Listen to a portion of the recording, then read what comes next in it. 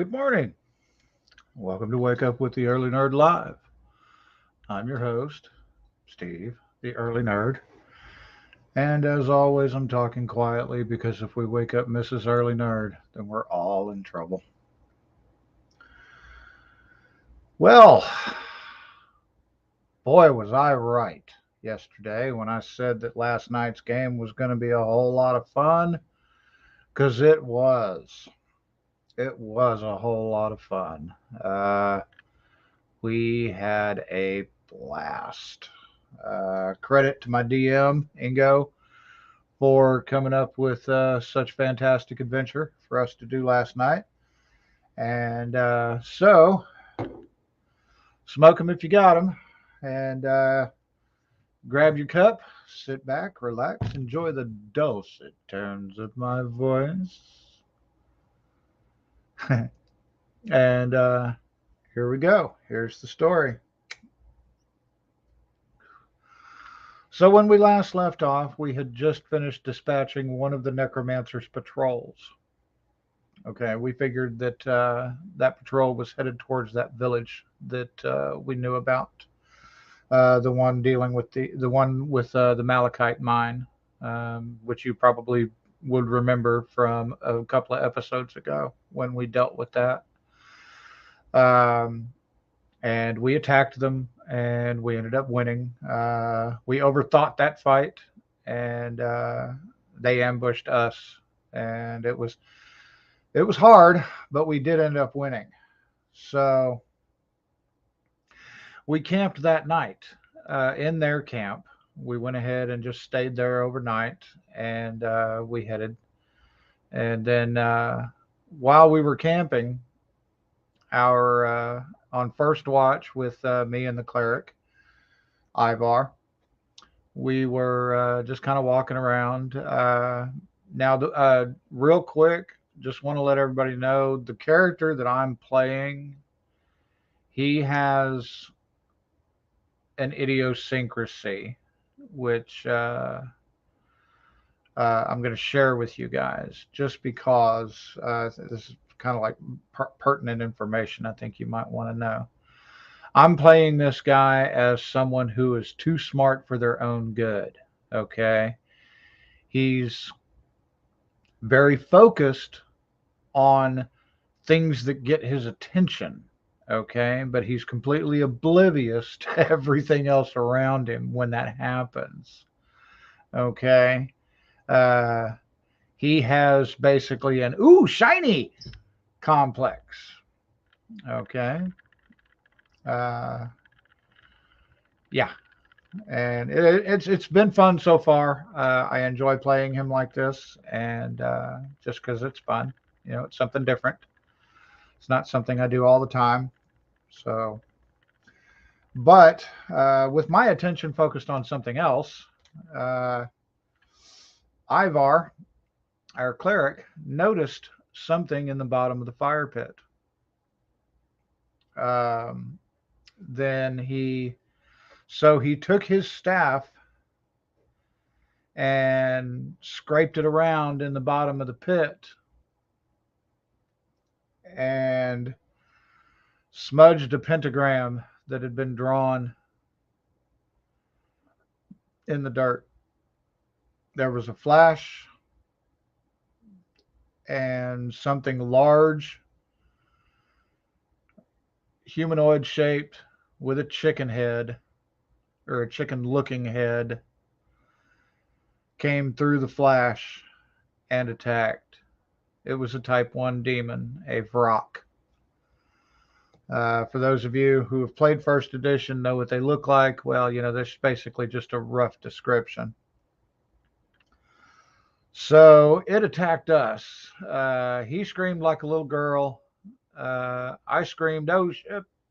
And everybody woke up. His Wyvern watch went off, but did nothing. And we attacked it. We were able to successfully defeat it. And we scored some coinage from him, which was nice. We scored some gems, which was nice. And we scored 4 pieces of jewelry, which has the potential to be really nice, which I hope so, because training is going to be expensive, especially for me. So after we defeated it, we camped the rest of the night, and most of us are still hurt from the previous fight. I think I was still down some hit points. Artemis the monk was still down some hit points.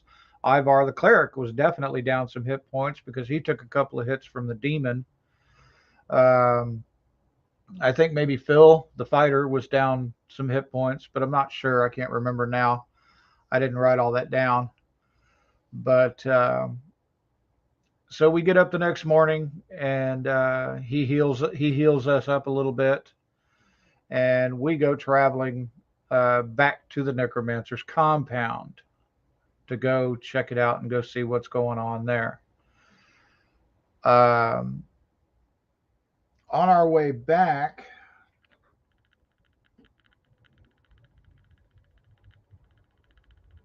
no, not on our way back. I'm sorry. Wait a minute. I'm getting ahead of myself. I'm trying to consult my notes here, so if I pause a second, forgive me.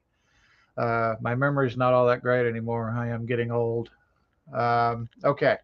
So we get back to the necromancer's compound, and we recall that when the first group left, they blew a horn. Well, as we were moving away from the compound, chasing that first group, we'd heard a second horn. So we decided to go look around, and we found evidence of a second patrol. So we double timed after them, and we caught up to them. And while we were planning the fight, we got in real danger of overthinking again. And I even said this. I was like, "Oh, wait a minute. We're overthinking again. We need to just hit them and hit them hard." And so we did. We hit them hard, and we ended up dispatching them rather quickly, I might add. I think it took us 5-6 rounds, maybe. I'm not sure, but I think it was like 5-6 rounds, maybe, to kill 47 people.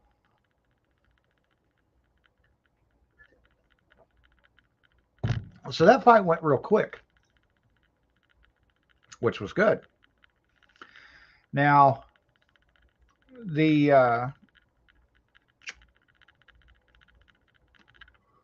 so we killed them. Excuse me. Ooh, excuse me again. We killed them, and we're going walking back in through the forest to go back to the necromancer's compound and go figure out what we're going to try to do about that place. And we get ambushed by a bunch of pixies. Great.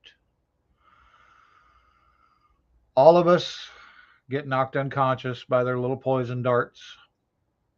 And when we wake up, we're all tied up like Gulliver, laying on the ground.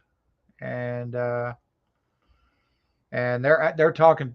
One pixie is talking to us, asking us if we're like them, but we don't understand what that means. I kind of had a feeling, but we didn't really understand. And then the next thing we know, a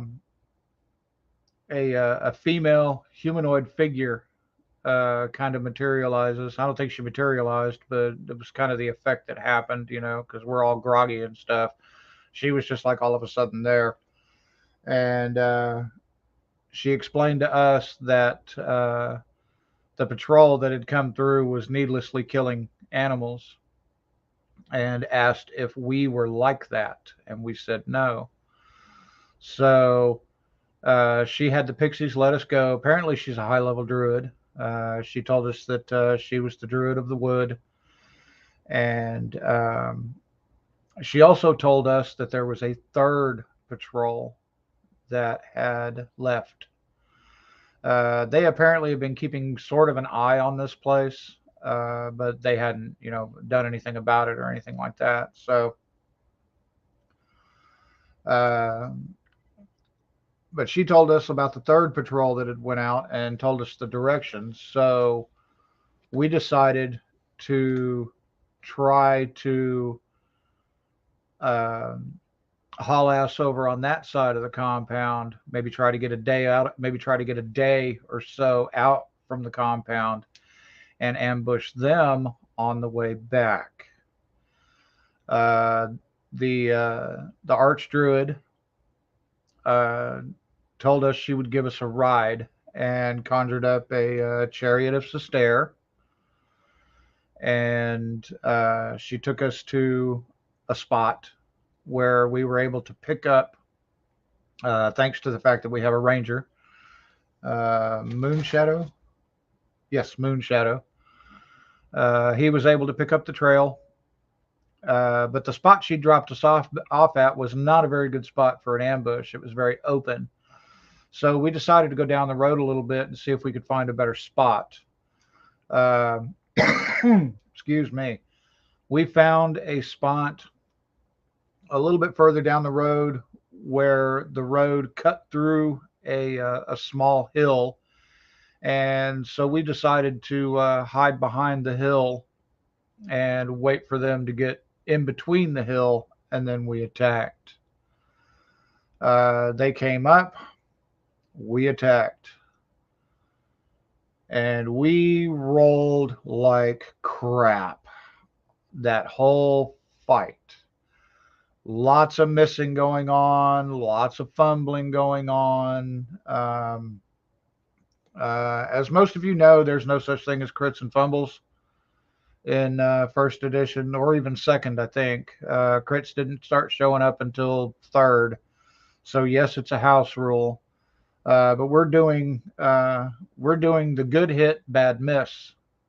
And so what that means is when we crit, we roll percentiles and an effect happens. Same thing when we fumble. We roll the percentiles. Fumble on a 1, by the way. Same thing happens on a fumble. We roll the percentiles and see what happens. Now,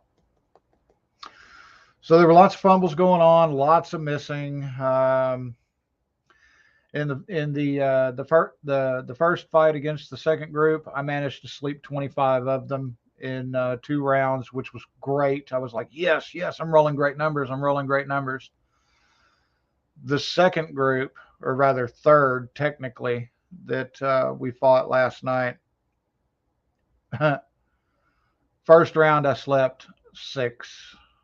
Second round, I slept 8 out of 40. So needless to say, that didn't work very well. I mean, it took, a bunch of them out at least the first couple of rounds, while their companions woke them up because their leaders shouted, "Wake them up." So we fought. It was an extremely hard fight. Our monk went down. He got knocked out on a fumble. He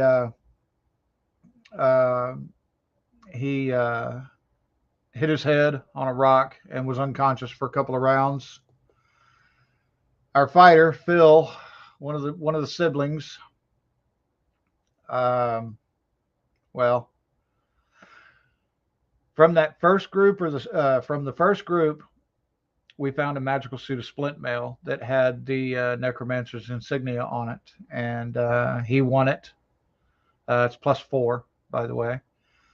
He won it, so it gave him so he got the armor, and he was wearing it. The leader of the third group saw that he was wearing the armor and attacked. Rolled a natural 20. You can go roll the percents, roll to 99, and that's lopping off his head. So, hence the title, Phil lost his head. And he died. Excuse me. First character death was Phil last night. Yay. Not really. So we're only level 2. We managed to win. We managed to defeat the rest of the guys after a long, hard fight. I took damage. Everybody took damage. We were all pretty hurt. And, Phil was dead. Artemis did become conscious again and was able to rejoin the fight, which helped. And we were able, like I said, we did win. And then the Archdruid showed back up in the form of a little yellow bird. Apparently she'd been sitting in a tree watching the whole time. And she casted a reincarnation on Phil, and we were like, come on, man, get something good. Be a troll, be a troll. Because, if you're a troll, you regenerate. How to Disguise takes care of your appearance.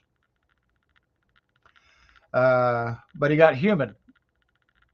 And so basically she brought him back to life. Of course, with the -1 con that happens. So we scored some potions. We scored that armor. We're out of, and then we decided to go ahead and head back to the original town and speak with the Guildmaster Orgnenchen and let him know that there was that the necromancer was there and active in his land, which is technically ours, but whatever. So that's where we left off. Phil's head was restored. His whole body was restored. He's a new person. Now, some of you D&D players out there, hopefully some old grognards like myself will have watched this. But let me know. Do you think that Phil should become a different human, or should he be the same one? That's something I was thinking about this morning when I got up. Now, we didn't think about it last night, and everybody just naturally assumed that he was himself. So what are your thoughts on that? Put it in the comments. We'll talk about it.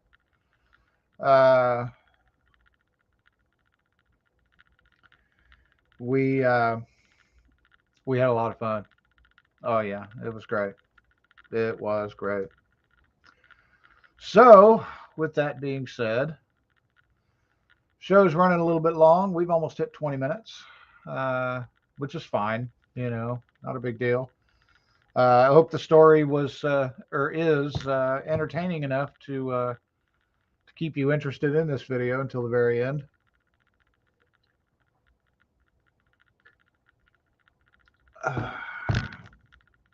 Man, it's warm in here today.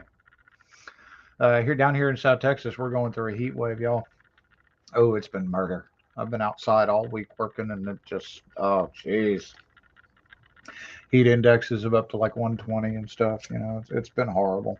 But yeah, so it's still pretty warm in here. It's like 83 degrees inside my studio. I didn't bother turning on the air conditioner this morning because it's loud, and I don't want it picking up in the video. I mean, it's great when I pick up thunder, but not so much when I pick up an air conditioner running. So, but I think that's about it for today. I hope you enjoyed the story. Tune in next week for episode 6, to be titled later. um, but always remember, I'll leave you with this as always. Whether you're going to church, if you do that sort of thing, if you don't, hey, no one's judging here. I don't. It's just something people do on Sunday. That's an automatic thing.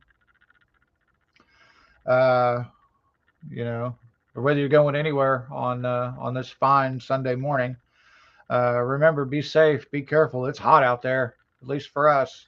It's super hot out there. Um, Maybe we'll get lucky and we'll get a storm soon. Doubt it. That high pressure system sitting right over the top of us and has been for 2 weeks. It'll probably make sure that any storms coming our way go a different direction. So, but always remember, be safe, be careful out there, and Early Nerd loves y'all. We'll talk to you soon. See you tomorrow. Bye bye.